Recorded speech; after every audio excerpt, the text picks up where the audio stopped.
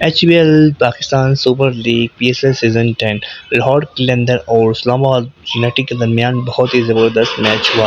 لاہور قلندر نے پہلے ٹاس جیت کر پہلے بیٹنگ کرنے کا فیصلہ کیا، وکٹ ان کی پسند کی تھی کیونکہ ان کو پتا تھا کہ لاہور قلندر کے جس نے ٹاس جیتا میچ وہی جیتے گا۔ بات وہی ہوئی، شاہین رفیق نے درست فیصلہ کیا اور لاہور قلندر نے یوں 202 کا ٹارگیٹ بنایا صرف 8 منٹ کے نقصان پہ 20 اووروں پہ۔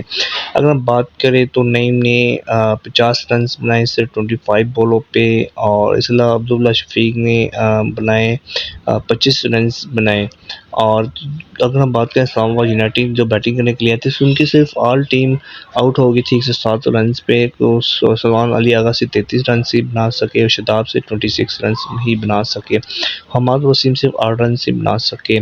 دوستو یوں صرف اسلام آباد یونائٹیڈ ہار گیا اور لاہور قلندر ون بائی 95 رن سے یہ میچ انہوں نے اپنے نام کیا۔